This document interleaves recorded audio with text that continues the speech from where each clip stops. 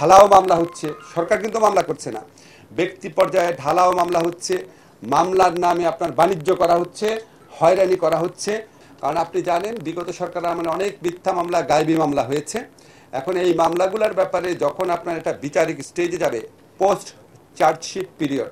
Chargesheet গঠন করার পর যখন একটা বিচার কার্য শুরু হবে, চার্জশিট পুলিশ যখন চার্জশিট দিবে এবং আদালত যখন চার্জ গঠন করবে, এই মধ্যবর্তীকালীন সময়ে এই সরকারি যারা কৌশলী আছেন ওনাদের পক্ষে এই ভূমিকা রাখা সম্ভব যে আদালতের দৃষ্টি আকর্ষণ করা যে এই মামলাগুলা হয়রানিমূলক, গায়েবী বা এই মামলাগুলোতে যাদের নাম এসেছে তাদের মধ্যে কারো কারো ক্ষেত্রে হয়রানিমূলক পদক্ষেপ নেওয়া হয়েছে। এটা কোন ক্ষেত্রে রেলিভেন্ট আপনাদের বলি, আপনারা অনেকেই পত্রপত্রিকায় দেখেছেন অনেক ঢালাও মামলা হচ্ছে, সরকার কিন্তু মামলা করছে না,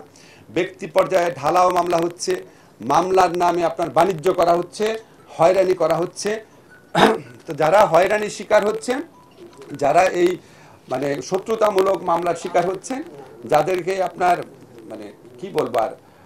বাণিজ্যিক কারণে যাদের মামলার আসামি করা হয়েছে তাদের জন্য বিরাট একটা প্রতিকারের সুযোগ সৃষ্টি হবে এই সকল আদালতে সরকারি প্রকৌশলী